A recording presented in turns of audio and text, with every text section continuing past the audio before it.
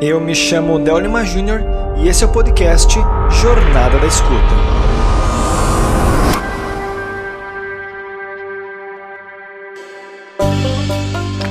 Com oferecimento da Pede e Bebe e da Academia Lacorde, eu dou início então a esse segundo episódio, falando que hoje nós iremos mergulhar numa das camadas da escuta.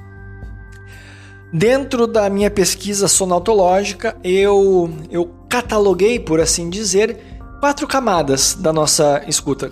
Nós escutamos os sons, a música à nossa volta, por meio atravessadas por 4 camadas. E essas camadas são a camada cognitiva, a emocional, a estética e a espiritual. No episódio de hoje nós vamos falar sobre a camada cognitiva. E dentro dessa camada cognitiva a gente vai entender um pouco mais sobre como nos relacionamos com as músicas, não obstante os sons à nossa volta. E falando em sons à nossa volta, eu quero te fazer um convite para um ciclo de palestras que eu irei realizar. Já estou construindo a agenda e você pode acompanhar a agenda no meu site dellimajr.com.br/Somos Sons. Eu quero te convidar para esse ciclo de palestra intitulado Somos Sons. Mas eu vou soltar uma vinheta aqui, um áudio de um convite que eu utilizei a inteligência artificial para você não enjoar da minha voz. Então agora fica com o convite, a vinheta. Você já parou para pensar que o som não é apenas aquilo que ouvimos, mas aquilo que nos constitui? Somos Sons. É um ciclo de palestras conduzido por Del Lima Júnior, flautista, escritor e sonautólogo que une música, filosofia, ciência e espiritualidade para revelar o poder invisível das boas relações. Um encontro imersivo, transformador, que vai despertar sua escuta, ampliar sua percepção e revelar como cada detalhe sonoro molda a nossa vida. Ciclo de palestras. Somos Sons, o poder invisível das boas relações. Reserve seu lugar. Descubra que, no fundo, todos nós somos sons. Esse, portanto, é o convite para você estar comigo no ciclo de palestras Somos Sons. Acesse dellimajr.com.br/Somos Sons para você saber a data e o local mais próximo de você. Agora vamos ao nosso tema. Dentro da camada cognitiva, ou seja, vamos recapitular um pouco. A nossa escuta musical, ela não é, de modo geral, a escuta. Como eu vou enfatizar aqui no aspecto da apreciação musical, tá bem? Então a nossa apreciação musical, ela é transversal, tanto é que eu tenho já um teorema sobre isso, sobre apreciação musical transversal. Na verdade, na minha perspectiva, segundo me, toda prática de apreciação musical, ela é transversal. A questão é que muitos de nós, quando vamos apreciar música, ou se estamos submetidos a uma orientação de um professor ou professora, enfim, normalmente esse tutor, essa pessoa que está nos orientando, não tem a consciência, ou melhor, a clareza disso, que a apreciação musical é transversal. Ela é transversal a diferentes camadas, eixos, dimensões e então, portanto, a apreciação musical ela é uma prática transversal. Dentro dessa transversalidade existem as camadas e dentro dessas camadas, que são as 4 que eu já menciono novamente, camada cognitiva, emocional, estética e espiritual. Ok? Hoje vamos falar sobre a cognitiva. Dentro da perspectiva cognitiva, isso é muito interessante e é muito importante você se atentar a isso que eu vou falar. Na maioria das vezes, quando alguém nos orienta, ou mesmo de maneira independente, vamos ali apreciar uma música. Você senta no seu sofá, na sua cadeira, deita na sua cama, enfim, você vai fazer a sua prática de apreciação musical. Aí, você aperta play na música que você tem grande apreço. O grande detalhe aqui é que muitas vezes nós focamos na emoção que ela nos causa, ou na beleza estética, ou, enfim, algum elemento que digamos assim, é romantizada, sabe? Nossa, a música me dá uma paz, uma paz de espírito, e isso pertence à camada espiritual e tá tudo certo. Eu não estou questionando o que você sente, eu estou levantando, ou melhor, trazendo luz à perspectiva de que, na maioria das vezes, nós focamos apenas na emoção, na beleza, nas sensações que ela nos gera, nas lembranças que ela nos ativam, e não nos damos conta que isso pertence à camada cognitiva. E é por isso que eu digo que a apreciação musical, a escuta, na verdade, ela é transversal. Ou seja, ela não é linear, exclusiva de uma única linha de raciocínio, uma linha filosófica. Ela é transversal a muitas coisas, muitas camadas, eixos, dimensões, como eu já mencionei. E vamos aprofundar isso no nosso quadro Sonontologia em Foco. O ponto aqui é que é justamente a camada cognitiva que nos permite perceber os padrões, a emoção, a beleza, sabe? E reconhecer a melodia, não só a melodia, mas aquele trecho melódico pelo qual temos maior apreço. Sabe, pensa você escutando uma obra musical qualquer. Eu ia falar música instrumental, enfim, mas pode pensar qualquer música. O detalhe de uma canção é que a gente associa muito os trechos com a letra. E às vezes não nos damos conta que aquele trecho emocionante não é apenas a letra, mas sim a melodia, a harmonia, os acordes que estão postos naquele momento. E aí a gente, como a gente não tem essa consciência da camada cognitiva, e claro, tem que estudar algumas coisas a mais para conseguir compreender, a gente não nos damos conta disso e simplesmente dizemos, nossa, aquele trecho é sensacional. E tanto eu falo da letra, mas nem sempre a letra é o grande detalhe, porque tem músicas estrangeiras que nós não conhecemos o significado da letra e sentimos a mesma sensação de quem entende. Talvez quem entende a letra, ao passo em que a letra possivelmente corrobore para aumentar essa sensação, chegando num ápice falando sobre amor, sobre um triunfo, alguma coisa, e talvez aumente essa emoção. Mas entende? É o som que tem o poder. O poder suprassumo ali é a música. É o som, perdão. São os sons ali. Então, essas sensações que sentimos, elas são possíveis de serem potencializadas ao passo em que a gente adentra nessa camada cognitiva. E essa camada cognitiva que eu estou mencionando, ela é muito importante. Ela é muito importante porque é justamente o nosso cognitivo que é por meio dessa cognição, deixa eu melhorar a frase, por meio da cognição que nós percebemos a música, que nós retemos, ou seja, na memória, por meio do cognitivo que nós processamos os dados musicais, mesmo que seja de maneira inconsciente. O raciocínio lógico da interpretação, da sensação, é pelo cognitivo. A linguagem, o entendimento de uma música que é super calma, de uma música super agitada ou de uma música extremamente complexa, é tudo nessa camada do cognitivo.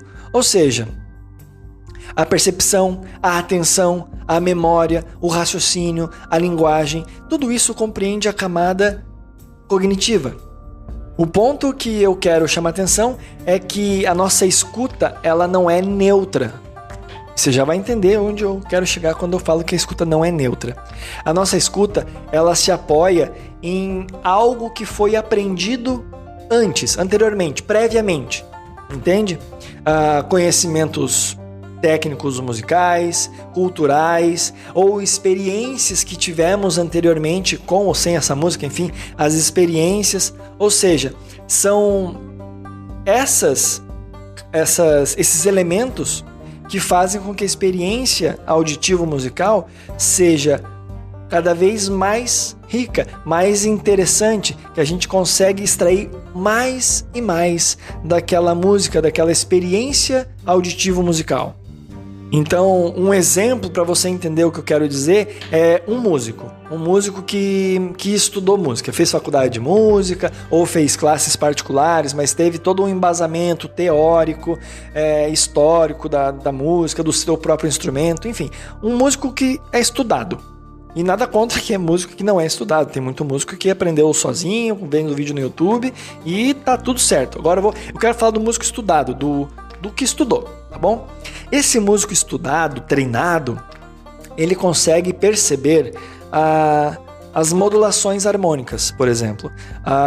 Ele consegue perceber a progressão harmônica, ele sabe onde acontece, onde quando a dominante chega, gera tensão e resolve no primeiro grau. Ou não resolve, entende? Então, o músico, ele consegue perceber isso de maneira... digamos, intelectual, entende? Porque ele estudou isso. O ouvinte leigo que nunca estudou música, nunca fez uma aula, nada. Ele, naquele mesmo trecho em que quem estudou vai dizer, cara, muito genial, ele pega o sexto grau, daí ele vai pro quarto, daí ele pega a quinta dominante para depois ir pra quinta, e, sabe? Talvez ele consegue nomear e sentir a mesma sensação de que um leigo que vai dizer, cara, aquela parte, nossa, parece que... Sabe, parece que você tá no escuro, assim, daí a luz vai... você abre a cortina, vai iluminando o ambiente, sei lá, sabe? É como se fosse amanhecer e o sol, sabe, cintilante. Enfim, ele tem uma sensação, uma emoção, por assim dizer, muito semelhante ao entusiasmo na maneira de falar de quem é estudado ou letrado musicalmente. O ponto aqui é que duas pessoas com conhecimentos distintos vão sentir... sensações muito parecidas. E qual que é melhor do que outro? Não tô querendo colocar juízo de valor. E sabe por que eu falo que enriquece a experiência? Porque, veja bem, quem não sabe os termos, quem não tem conhecimento musical, vai sentir, vai ter aquela sensação gostosa, incrível. E, ok. Perfeito até aqui. Quem estudou música vai ter a mesma sensação, porque o som, ele não pede licença, ele entra nos ouvidos e pá, causa a sensação que tem que causar. E aquela sensação, ela é sentida, mas também percebida por que ocasionou. E como ele estudou, ele percebe, cara, que trecho genial, como o compositor, o artista, a compositora foi sagaz naquele momento. Ou seja, colocam outros elementos na experiência, enriquece. Por isso que eu falo que estudar apreciação musical não torna a escuta musical menos emocionante. Agora eu vou ficar ouvindo sempre racionalmente, eu vou ali ficar percebendo os nuances, a afinação, a desafinação, o acorde errado. Não. E por vezes você pode até perceber essas questões, esses detalhes que eu acabei de mencionar, mas o ponto é que não torna menos interessante, se torna mais interessante, mais rico. Entende? É como é como qualquer outra atividade. Pensa num esporte qualquer. Eu sou adepto da Fórmula 1, por exemplo. E na Fórmula 1, quem não entende nada, que tem o mínimo apreço, claro. Vamos pensar em duas pessoas que gostam. Eu e mais uma pessoa que é extremamente... que é um profissional da área. Ou até mesmo esses comentaristas, ou enfim, um profissional da área não do esporte lá como praticante, mas que estuda o esporte, digamos, assiste como eu assisto. A pessoa que tem conhecimentos técnicos, que sabe por que aperta ou afrouxa algum parafuso na asa dianteira ou na asa traseira ou qualquer outra coisa que acontece, entende? A experiência dele vai ser menos emocionante que a minha quando tem uma ultrapassagem. Você entende?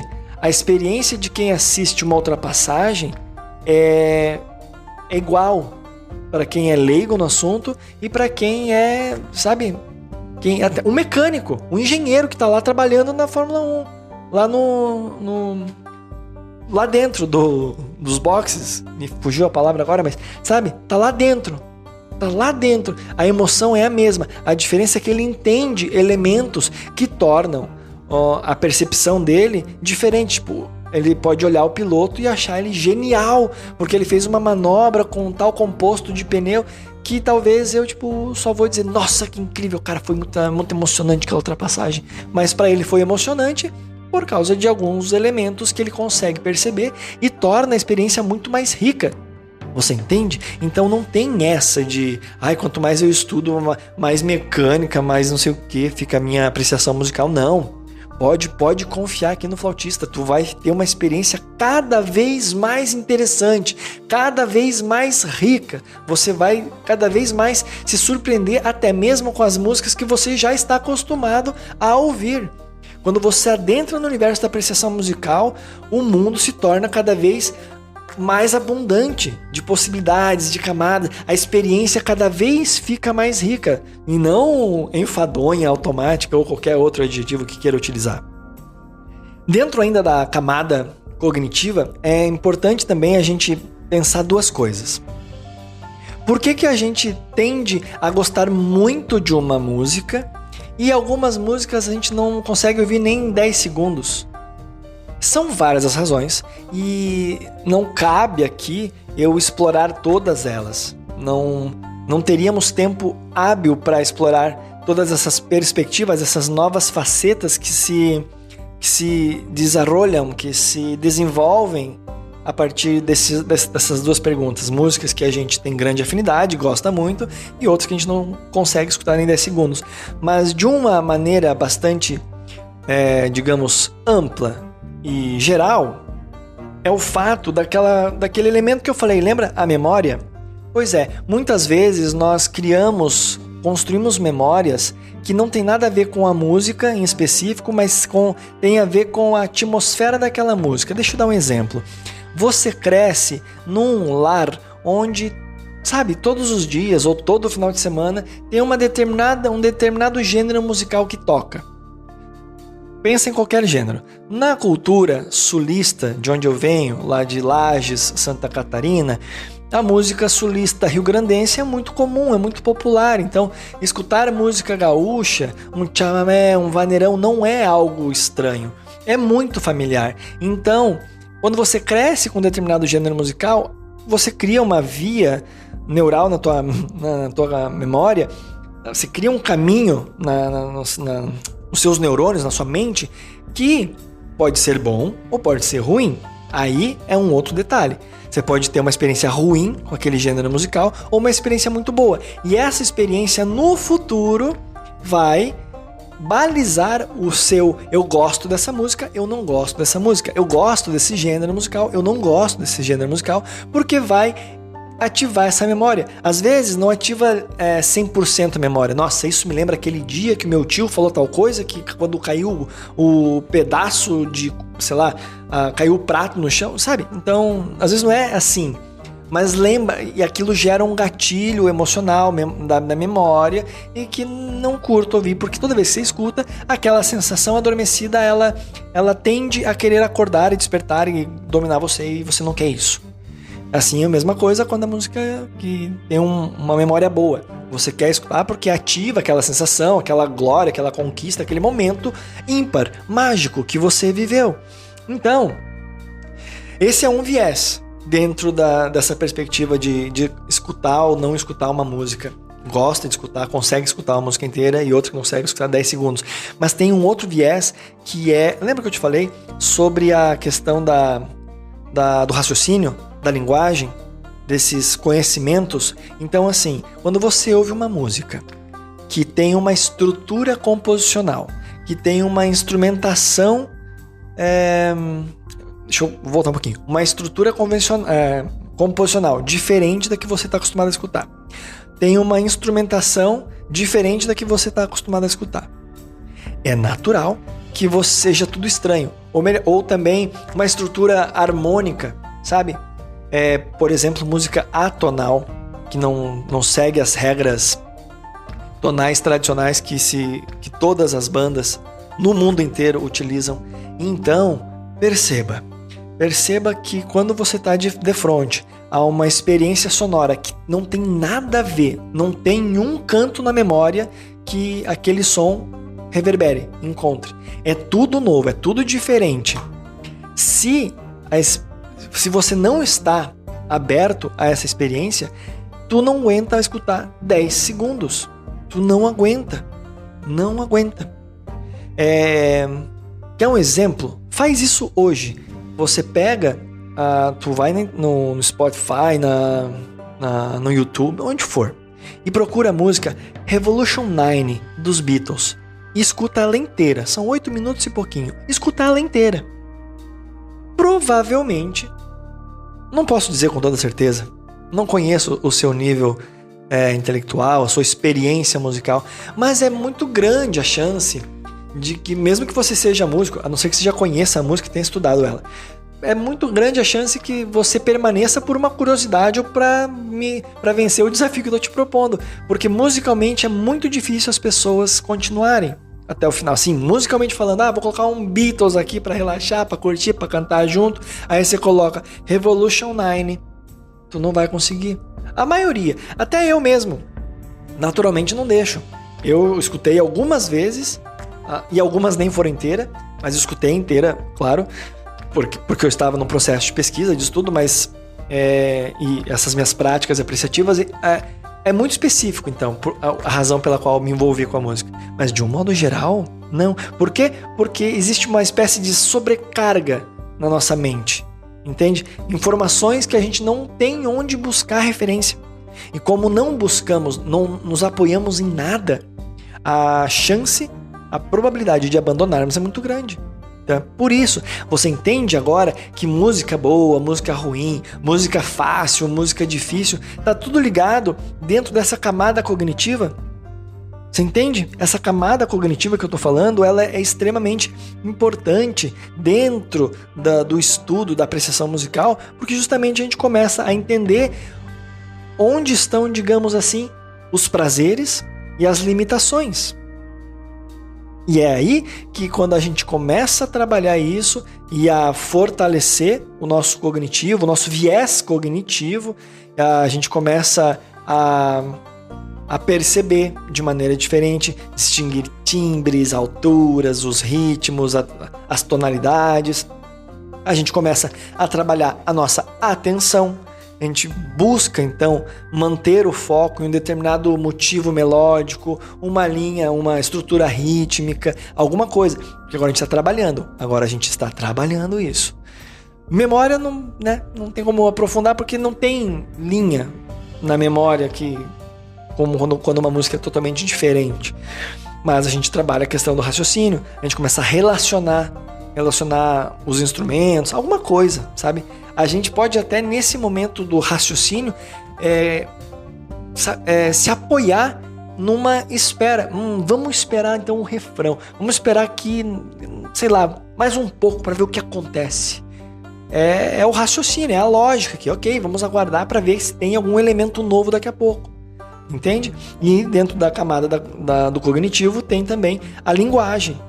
A linguagem que a gente começa a trabalhar, busca entender essa linguagem. Se é uma música com letra, a gente busca entender, se é uma letra estrangeira, enfim, o que está falando, o que significa aquilo, qual o conceito por detrás. Então, esse é o ponto.